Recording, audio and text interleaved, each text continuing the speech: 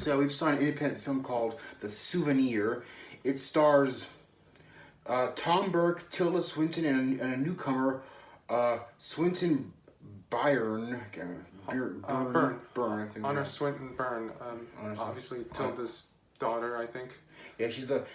So this is a film about a. It's a drama. I really think. I think this movie could have been better as a soap opera. It feels kind of like a slice of life anime but with adults instead of like high schoolers. It's kind of like an episode of like some sort of soap from the UK. Like maybe it'd have like an arc of like from like Coronation Street or something. Yeah. But except not as cheesy. Yeah, so it takes place in England in the mid-1980s to early 90s. It doesn't specify exactly what time it takes place, but it takes place sometime when they're using like typewriters and big ass cameras and dial phones and pay phones. So so the main character, she is an aspiring filmmaker. Yeah. And it's the 80s when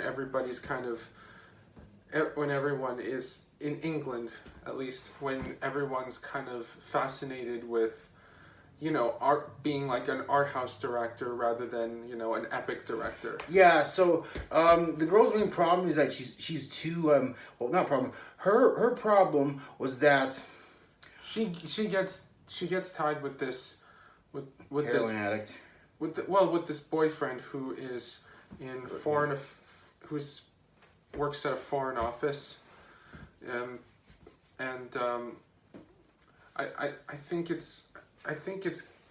think like he's kind of like part of the team that like looks into like foreign affairs or something, or I guess there's a part where they investigate crimes, but again he takes money from her. Yeah. But he also takes her to these lavish places. Like they go to Venice at some point.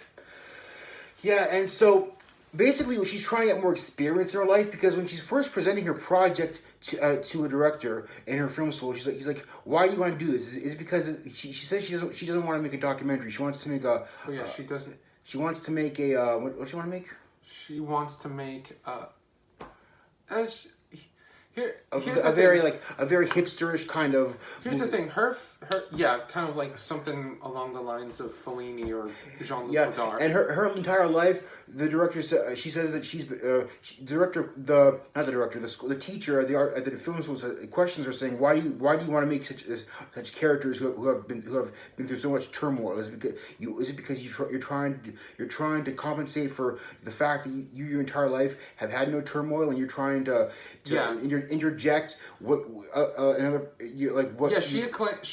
she claims that she's fascinated by it. Yeah. But really she hasn't really experienced it. Yeah, until the end, and she hasn't really experienced true loss until the end when her boyfriend dies of a heroin overdose and Yeah, speaking of which, the relationship is the crux of the movie, and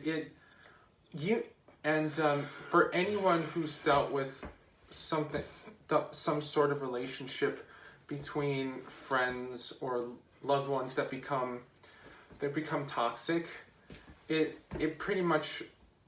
think it pretty much mirrors that feeling.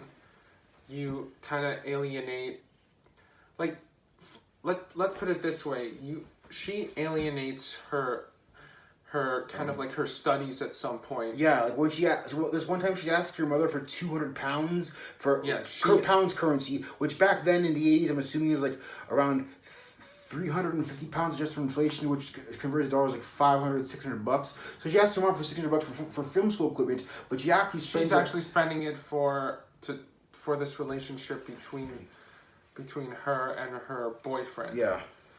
And obviously, I mean, the warning signs are there if you're because like we're an audience, we're looking at an outsider perspective, but we know the sign, we know the warning signs that are happening. But she's been sheltered her whole life. She's very naive, so she doesn't know much about heroin overdoses and people who are druggies until later on when she goes to why did she go to that drug that therapy group again? Why exactly did she go there? That was before she found out her boyfriend was using heroin. So I think it's just because, you know, she feels tied into that relationship so much that she wants to leave, but she doesn't know how. So, and that's kind of the thing. I think, you know, she claims that it's her fault that she's not, you know.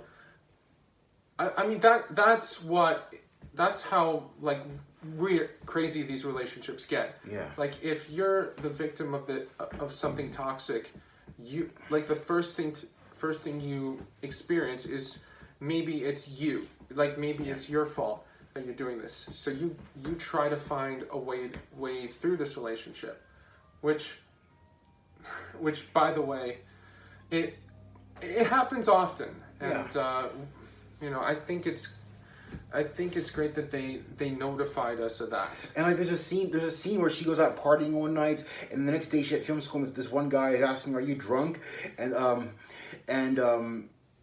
So it shows how she gradually changes over time to the point where at the end of the film she's a completely different person with a more negative outlook on life, and which more closely mirrors her character than she was at the very beginning of the film. Yeah, and her final the final scene in there where it's like a monologue about death. It's, you know, it shows how much of that progression she has gotten to make a film like this. Yeah. Like the film that she wanted to make like long before. Yeah, and in essence, it kind of breaks the fourth wall because she's talking to us directly about how her experience is basically this character's experience. And I thought, like, personally, from beginning to end, you know, we started like every scene, like we started connecting with her a little more. Yeah, like, and there's a scene where at the beginning she's sleeping with this guy, her boyfriend, and then after he dumps her, she starts sleeping around with random guys that she normally wouldn't have before. It goes to show. But it's still enough nuance to avoid being shoved in your face. Like it doesn't say like, there's not this like just like overly dramatic scene. Where if this movie's made by British people, if this movie was made by Americans, it would have this like it would have. I was like the first thing that comes to mind is Requiem for a Dream, where you have these characters like Jennifer Connelly's arc in Requiem for a Dream, where she's like sleeping around with everyone just to get heroin, and there's like all this loud obnoxious music. I wouldn't call it obnoxious. I love Requiem for a Dream, but there's all this loud music and there'd be like a bunch of flashy lights that try and go boom boom boom to try and like amp you up to make you feel the character is feeling like is really letting themselves go just to get what they want. And like in this movie it's done more subtly. Like, you know, they don't flat out say this there's nothing to like flat out say this woman is like spiraling into depression, but you see the fact that she goes around sleeping with random guys that she never would sleep with before. It's done with nuance. Or like I said, if this movie was made by Americans, everything would be shoved in your face.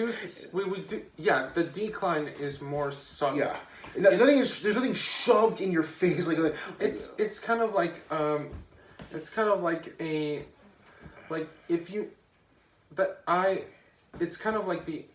character that would be played by Anna Karina, who is thinking she's having a great time by taking a different risk in her life, but ultimately that leaves her, you know, less optimistic than before. Yeah, and I think it's great that we got a character who is not it. Who like really does, we see the transformation very realistically. Yeah, it doesn't escalate to the point where you have like I said, it doesn't escalate to the point where you have well there's one scene where they deal with a terrorist attack. I'm not sure what that was based on real life events or not. It takes place in the 80s. Was there a terrorist attack in London back in the 80s? Well, it really doesn't matter. Yeah, I think I think it was just meant to show how involved the guy is in certain things. You know, how their worlds are so far apart. But what was the point of that explosion? I forget. Explosion? I think she's just at the beginning. Well, I think she was only talking about like the film she wanted to make, which was about tragedy. Yeah, it was about a 16-year-old. Well, the film she wanted to make was about a 16-year-old. At first, I thought she was 16 because she looks really young. She's 25. Well, her character is 25. I'm not sure how old she is in real life, but again, it's kind of contrasting the what she wants to make, apart from what she really is. I guess you could say the reason they cast such a young-looking actress. I mean, if you want to be philosophical about it, which whenever I get philosophical, I always feel like I'm some kind of douchebag because I feel like I'm trying to like be all trying to look deeper into something that actually is. I guess you could say that they cast in my opinion, they cast a young-looking actress to play the role of this character because she could very easily pass for 16 in my opinion, or at least late teens. And her character in her movie is supposed to be a 16-year-old boy, and you could see how she isn't fully matured yet either. So she's got a very childish naivete to her as well. Yeah, absolutely. And you could. So I guess they're trying to make a comparison between her. And not to mention that her friends still kind of suggesting that she does this, she does that, and like they're wondering why she's with this guy because, like there's a conversation that they have with another couple, and Richard Ayoade is in this one, and he's the one asking like I really don't get this. The film school director guy. Is that true? I think he is. I think he may have been one of the film school guys, but like, anyway, Was he the black guy? No. You don't know who he is. I don't. It's anyway. The conversation goes like he has no idea like how this relationship works, like. And I think that's what everyone. And I think when you're in a relationship that's a lot less ideal for the partners involved. That everyone kind of raises a lot of questions, and that's kind of accurate. Yeah, this is a slow movie. Like I said, nothing. If this movie was made by Americans, everything would be like rushed. There'd be people having there would be a bunch of overly dramatic. There'd be a bunch of like overly dramatic people and screaming every 5 minutes. Like, oh my there God. there is really no confrontation. Yeah, there's really no like there's no physical confrontation. Yeah, and there's nothing like oh my God, you're having drugs. How can my daughter be on drugs, or how can you do this to her, to my precious sweet daughter? And there's no like but there's no like super tight knit stepmother trying to interject herself into her daughter's life, and like, there's no like real there's no real like fast way. I'm sorry. That's another thing. Yeah. Tilda Swinton plays the main character's mother, and I've seen Tilda Swinton play uptight mother before, but her character is much more relaxed, more loose, and she's very much supportive, even though she's kind of reserved about the relationship. But in the end, did she know he was a druggie at the very beginning? I honestly think it might have come up at some point. But yeah, they're not gonna have the stereotypical. I'm not gonna let my daughter date some poor person who's on drugs. They're not gonna. I don't know if he was poor. Not poor. They're like, that's another thing. They don't have the mother. If this, like I said, probably say that they would have the snobby British mother with the aristocratic personality. Like, oh, my daughter's not gonna marry some druggie. Like he's probably a little bit more middle class. So they avoid doing any like stereotypes. There's nothing inherently stereotypical about any of the way the characters act. I mean, like, I liked. Again, this is normal life. Yeah, documented in kind of in a sort of way. This isn't a cartoon. You're not gonna have any like live action cartoon characters. Anyway, like not a typical Hollywood film. Anyway, but the mother does. She's the one who tells the main character that her boyfriend died of a overdose. Yeah, and there is a bit of sadness to it. Like you don't like there's a line that you kind of there's a line that you don't. There's a bit of a line between you don't want to be sympathetic towards the boyfriend because he's a liar, he's psychopath. He doesn't want to kill anyone. Well, I mean, you know, I don't think you have to kill anyone to be a psychopath. No, I'm not sure. You just kind of have to. He's, you know, anyway, he's just kind of a nightmare.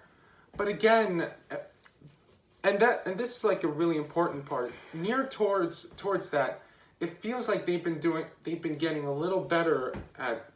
Keyword is a little better at their relationship, at communicating and doing the stuff that they could not have, that they weren't able to do beforehand.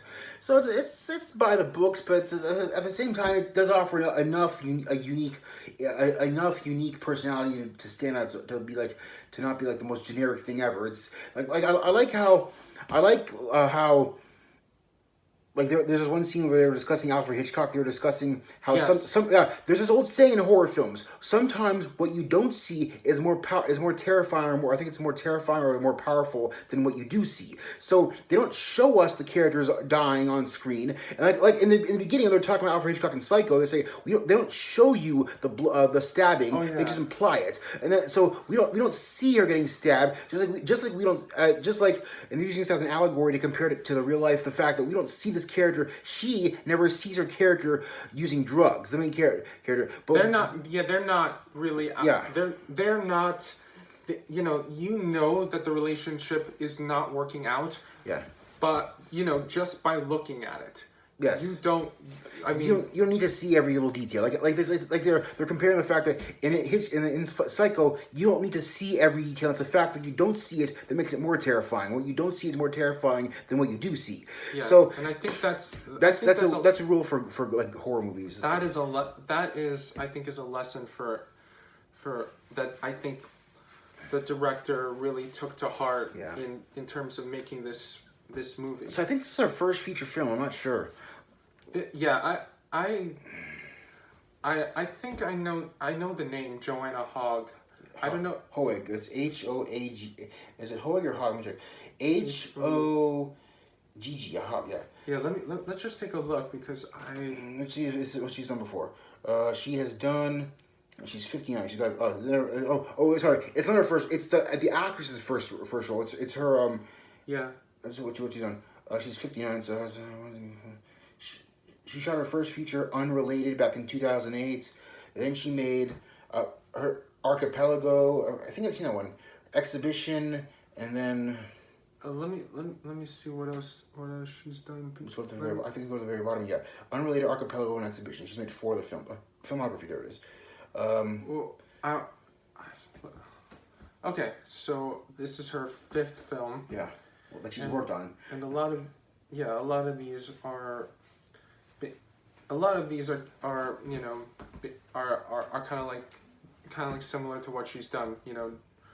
Very dramatic, but also very understated, and I think that, and I guess in terms of drama films, I do. You think? I think it's I think it won't hook you in like right in. I think if this were a 4-episode TV miniseries, it would have been better because it would have had more time to flesh out things. She's done TV. Yeah, I think it feels like a made-for-TV movie with a higher budget than most made-for-TV movies, but the acting is solid. Everything is solid. And you really can't blame the characters for not expressing themselves because the fact that they don't express themselves is part of their character. Again, it's part of who they are. It's pretty like this feels like something that would happen in a real relationship. Yeah. Nothing will be really said too much. Nothing will be really said a lot, and we don't really get to go deep into like the behind closed doors aspect of it, which again. Pretty much suits the nature of how we see these two together. Yeah. So any final thoughts? I would definitely recommend that you watch it. Yeah. Because it's. Or find someone to give the director more money. The film's only made $400,000 so far. It's been out for like how many days? It's something that I think most people who've dealt with, toxic moments with. Significant others or friends or anything like that. Yeah, it came out in. Oh, that's weird. It comes out in the United States before it comes out in the United Kingdom. It comes out in the United States May 17th. That was about 10 days ago, and it comes out in the UK on August 30th. So that's weird. Yeah, it was a Sundance premiere. So Yeah. I guess that explains So it. Sundance was January 27th. Okay. So yeah, it's made less. It's only made, as of right now, it's made $253,152. So yeah, it's it made $250,000. It looked like it was about a $2 million budget movie. So if more people could see this, I'm sure I really hope it makes its money back. Yeah. So yeah, that's pretty much it. Yeah.